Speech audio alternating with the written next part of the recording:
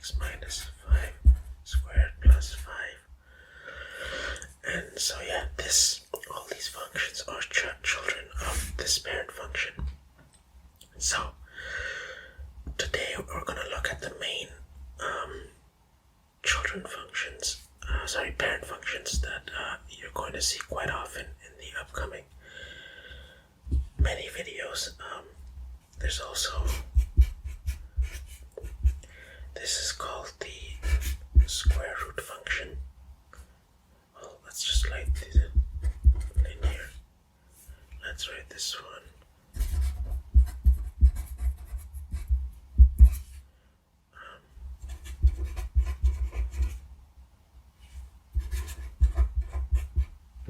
The square root function.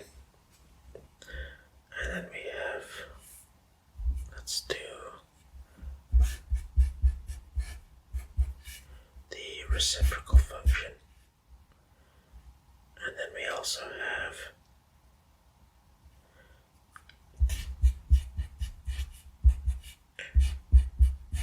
this is the absolute function. Well, this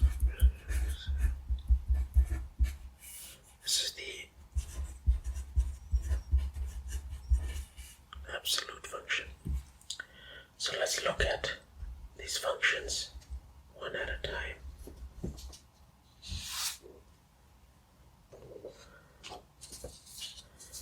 So basically, let's do the linear one first.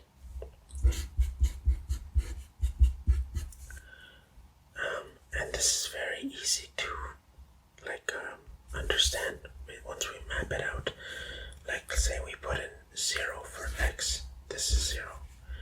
We put in 1, that's 1, 2, 2, dot, dot, dot, 100, 100, right?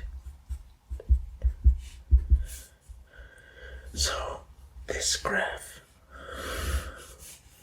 that's not straight at all, will basically be this.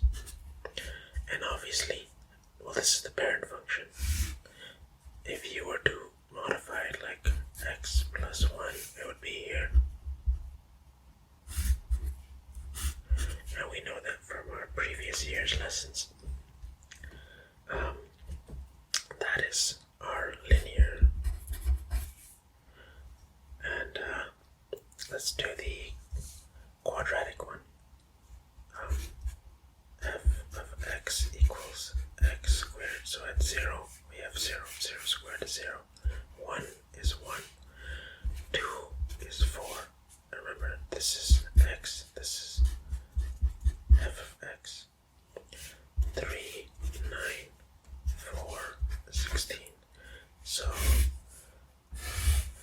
we know that this is going to go like this: 0, 0, 1, 1, 2, 4.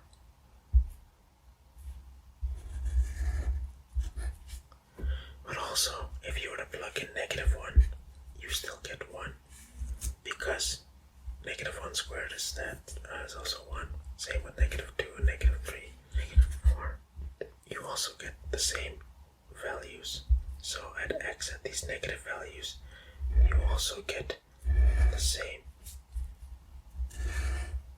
I'm trying to be creative, artistic here, or not so creative.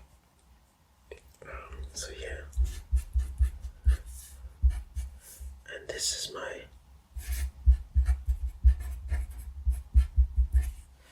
quadratic.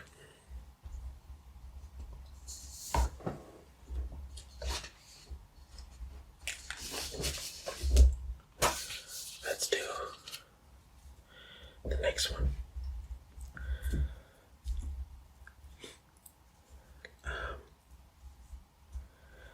F of x is equal to root x.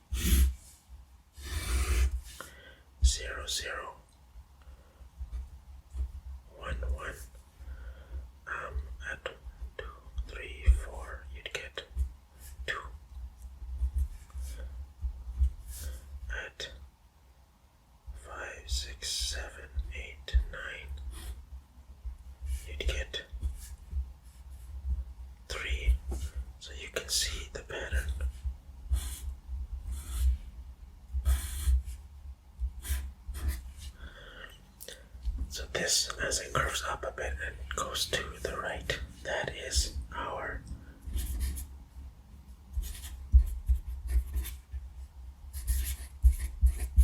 square root function.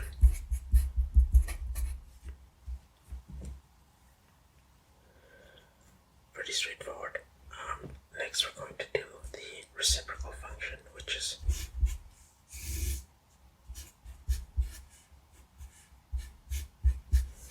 so here, if you put say, I'm trying to explain this in the best way I can. Say if you put 0, actually you can never put 0 here, sorry. You can't have 0 as a denominator, so this function will never touch 0. It'll get close to it, but it'll never touch it. So let's do 1. 1 over 1 is 1. And as this number gets bigger, let's say at 2, this is going to become 1 over 2, so 0.5. If it becomes 4, it becomes 0.25. Right, so it'll keep getting smaller. So that's going to go like this and get very close to the x-axis but never touch it. And actually, if this gets smaller, if x gets smaller, instead of saying 1, 2, 4, if I put 0.5, 1 over 0.5 is 2. So that'll be 2. This is 0.5 here, and that's 2. And the smaller this number gets, the bigger this number gets, so that's going to go up that way.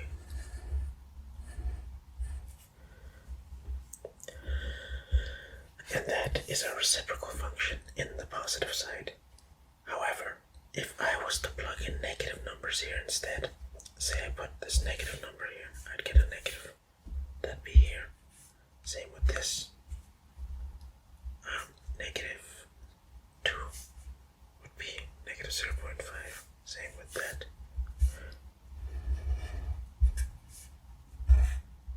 That should not be touching, but just pretend it doesn't. So this is what our reciprocal function looks like.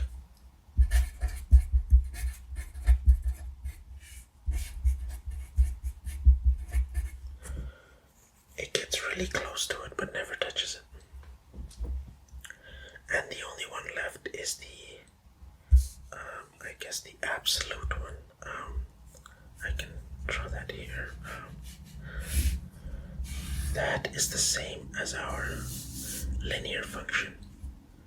F of x equals x, except instead of that,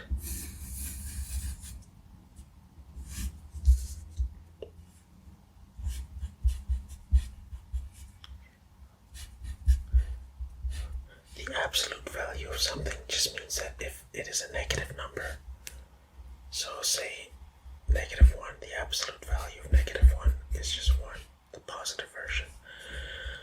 So while in here, if you had a negative 1 input, you would have a negative 1 f of x, that's here. But in this function, we don't. If we put 1, 2, 3, you get 1, 2, 3, but if you put negative 1, negative 2, negative 3, you still get 1, 2, 3. So at the negative x values, negative 1, 2, and 3, you're still getting positive y values, or sorry, f of x values. And this is our absolute function.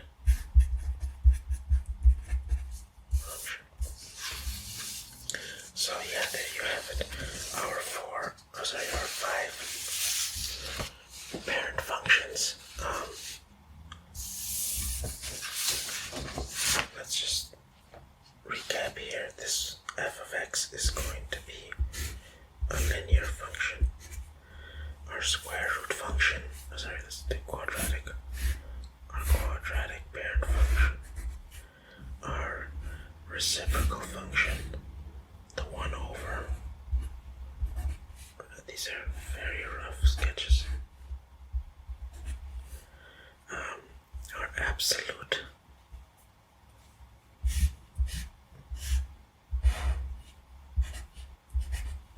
And then our square root function.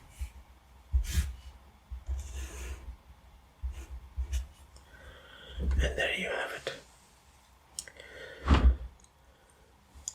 Our 5 parent functions that we're going to be abusing in the next several chapters.